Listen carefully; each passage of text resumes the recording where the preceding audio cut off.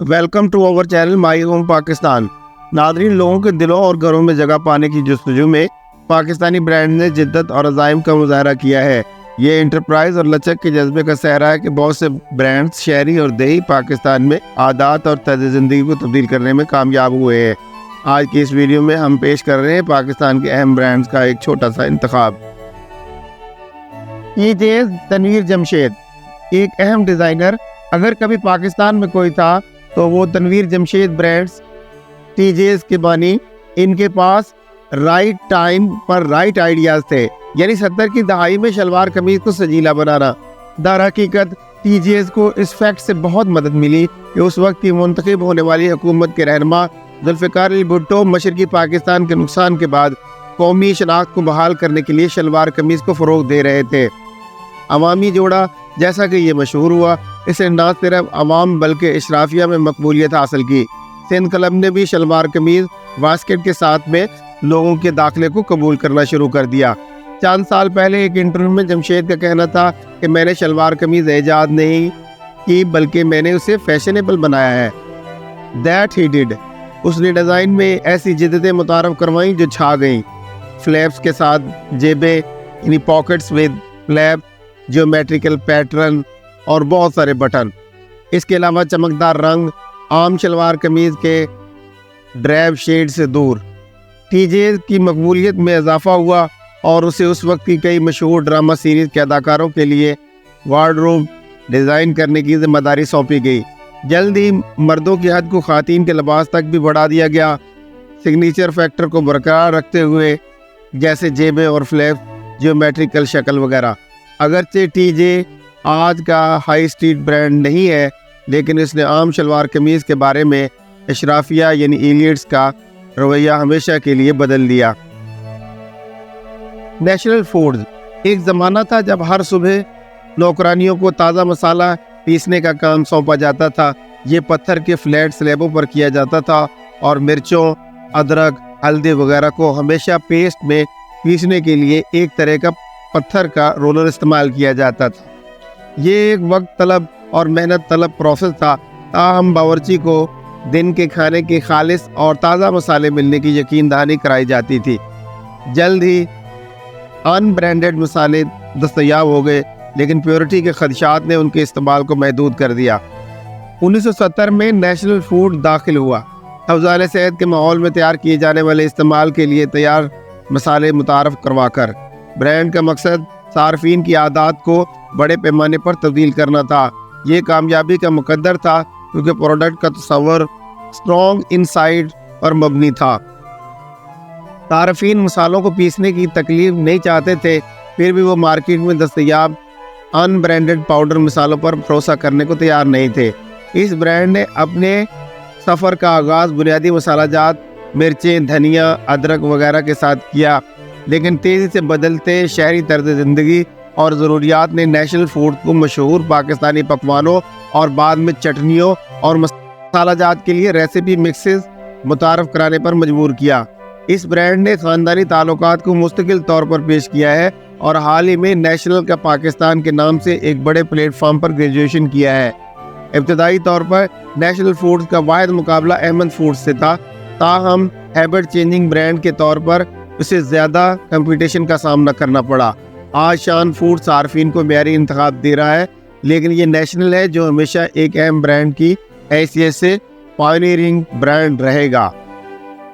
روز petal ایک وقت تھا جب آپ کو چھینک آتی تھی تو آپ ہیکی کے لیے ارد گرد دیکھتے تھے، آج آپ صرف ٹشو کے لیے پہنچتے ہیں۔ تو غالباً روز پیٹل کے ڈبے سے پیکیجز لمیٹڈ کے ذریعے 1982 میں شروع کیا گیا۔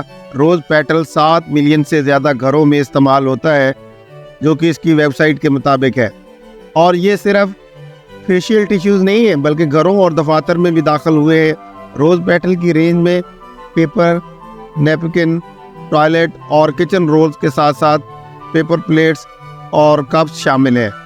آج فیشیل ٹیشوز خاص طور پر اتنے عام ہیں کہ باکس پر ہر جگہ دیکھے جا سکتے ہیں، وزیر اعظم کے گھر سے لے کر گاڑی کے ڈیش بورڈ تک۔ روز پیٹل نے ہو سکتا ہے کہ عادات اور طرز زندگی میں تبدیلی لائی ہو، لیکن ہر کوئی اس پریمیم برانڈ کا استعمال نہیں کرتا۔ یہاں بہت سی سستی قسمیں دستیاب ہیں اور یہاں تک کہ سڑک کے کنارے کھانے پینے کی دکانیں بھی اپنے صارفین کو ٹیشو پیپر اور پیپر نیپکن پیش کرتی ہیں، چاہے ایک ہی معیار کے نہ ہوں۔ بلا شبہ اس کنزمپشن کی عادت کا ایک دوسرا پہلو بھی ہے۔ جبکہ پیپر پروڈکٹس بایو ڈیگریڈیبل ہوتی ہیں، لیکن اتنی مقدار میں کاغذی مصنوعات کی پیداوار ماحولیاتی اثرات یعنی انوائرمنٹل امپیکٹ کا پابند ہے۔ پھر بھی درختوں کے لیے جتنا بھی بڑا خطرہ ہو، ایسا لگتا ہے کہ پیچھے نہیں ہٹنا ہے۔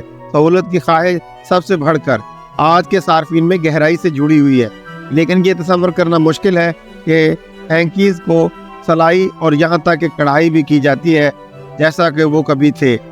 ٹیشو باکس اور رولز کچن یا ٹوائلٹ ہماری زندگیوں پر حکمرانی کرتے رہیں گے کیونکہ ہم ماحول پر آسانی کا انتخاب کرتے ہیں۔ ڈینٹونک روایتی طور پر پاکستانی زبانی حفظان صحت یعنی اورل ہائیجین کے بارے میں بہت کم خیال رکھتے ہیں۔ یہ ان ممالک میں سے ایک ہے جہاں کولگیٹ اور سینسوڈائن جیسے برانڈز کی جانب سے نہ صرف اپنی مصنوعات بلکہ دانتوں کے اچھے طریقوں کو فروغ دینے کے باوجود ٹوتھ پیسٹ کے استعمال میں اضافہ غیر معمولی ہے۔ دانتوں کی صفائی کے روایتی طریقوں میں فرق کرنے والی واحد ڈینٹل پروڈکٹ ہے شاید اعلیٰ کیمیکلز کا ڈینٹونک ٹوتھ پاؤڈر۔ وہ لوگ جو پاؤڈر کوئلہ یا مسواک استعمال کر رہے تھے، مثال کے طور پر ڈینٹونک کی طرف جانے پر خوش تھے۔ اس میں ایبریسو کوالٹی تھی جس کے بارے میں ان کے خیال میں دانت صاف کرنے میں مدد ملتی تھی، لیکن استعمال اور کلی کرنے میں آسان تھا۔ کمپنی نے دانتوں کی صفائی کے علاوہ مسوڑوں سے خون بہنے اور کیویٹیز کو روکنے کے دعووں کے ساتھ ساتھ ٹوتھ پاؤڈر کی مارکیٹنگ کی۔ ایک ایسے ملک میں جہاں شاید ہی کوئی دانتوں کے ڈاکٹر کے پاس جاتا ہو، یہ علاج اور تجویز خاص طور پر پرکشش تھی۔ ڈینٹونک نام پر اعتماد نے کمپنی کو تمام قسم کے ٹوتھ پیسٹ میں ڈائیورسیفائی بنایا، فلورائڈ سے لے کر سینسیٹیو ٹیتھ فارمولا تک، نیز کاسمیٹک مقاصد کے لیے الٹرا وائٹننگ بھی۔ تاہم یہ اپنی فلیگ شپ پروڈکٹ ڈینٹونک ٹوتھ پاؤڈر کے لیے جانا جاتا رہے گا۔ کمپنی کا اپنی اس پروڈکٹ پر اعتماد اس حقیقت سے ظاہر ہوتا ہے کہ پرانے زمانے کے لوگو اور فونٹس اب بھی پیکیجنگ پر حاوی ہیں۔ Bonus tri star washing powder.